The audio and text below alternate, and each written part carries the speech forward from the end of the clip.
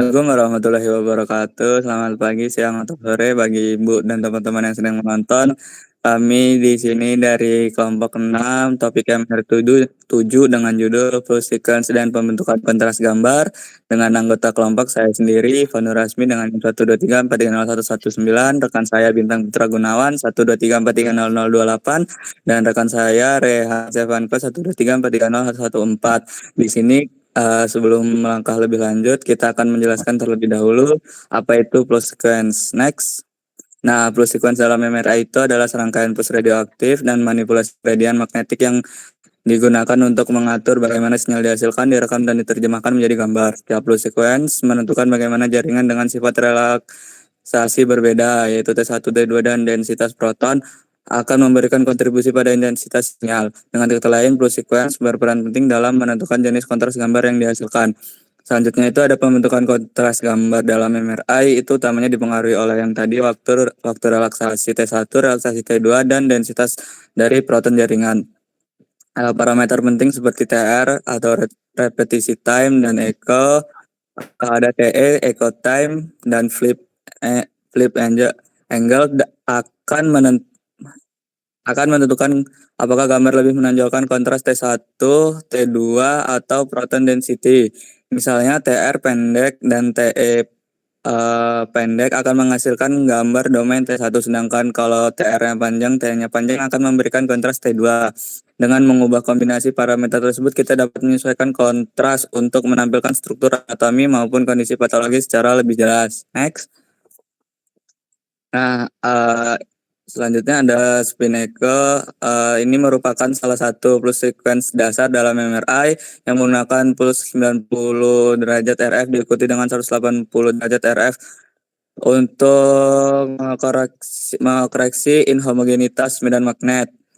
Nah, mekanisme ini menghasilkan sinyal dengan kontras yang lebih akurat, khususnya pada pencitraan berbasis T2, sehingga SE sering dianggap sebagai gold standar dalam menghasilkan citra dengan detail anatomi yang tinggi. Nah, variasi ini antara lain fast spin echo yang mempercepat proses akuisisi dengan mengambil beberapa echo dalam satu TR, serta IR yang menambahkan plus 180 sebelum SE untuk menekan jaringan tertentu, seperti pada flare untuk menekan sinyal cairan, atau STIR untuk menekan sinyal lemak.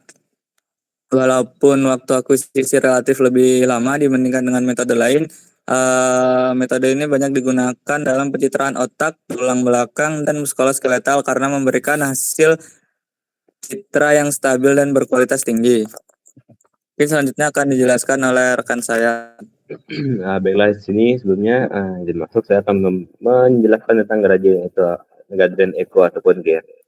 Gradien echo ini ialah pure sequence dengan sudut slip kecil itu lebih kurang dari 90 derajat yang membentuk echo melalui pembalikan gradien tanpa pulse 180 derajat RF, sehingga waktu akuisisi itu lebih cepat dibanding spin echo.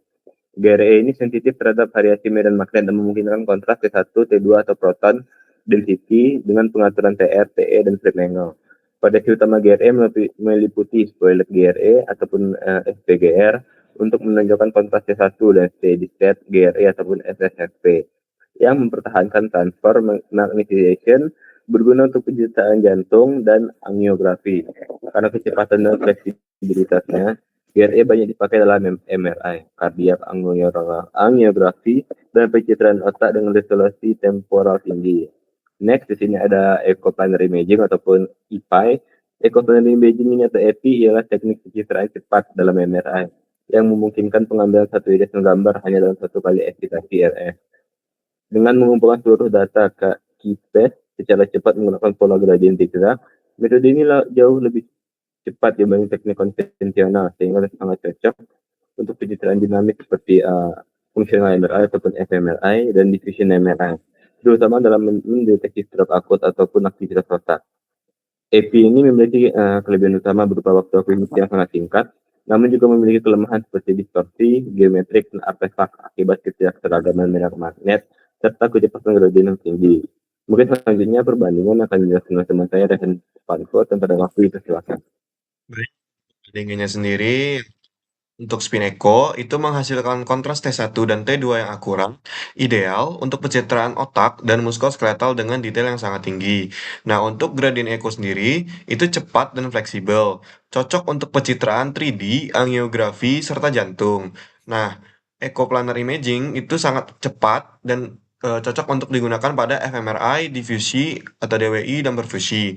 Nah, untuk variasinya sendiri itu ada FSE, IR, SPGE, SSFP, dan SSFP itu disesuaikan untuk kecepatan, resolusi, dan jenis kontras yang sesuai kebutuhan klinis dan riset yang sedang dibutuhkan. Next.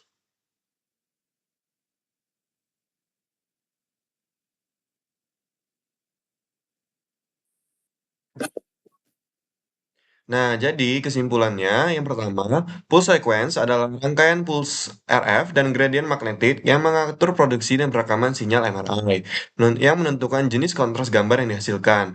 Untuk kesimpulan kedua, kontras MRI terutama dipengaruhi oleh waktu relaksasi jaringan T1 dan T2, serta densitas foton yang dapat diatur dengan parameter TR, TE, dan flip angle untuk menyesuaikan kontras sesuai kebutuhan diagnostik.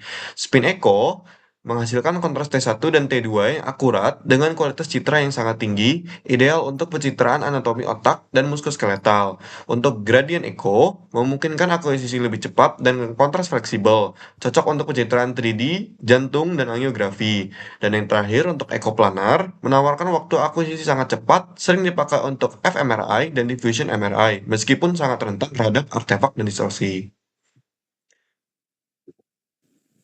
Mungkin Oke, sekian presentasi dari kami. Assalamualaikum warahmatullahi wabarakatuh.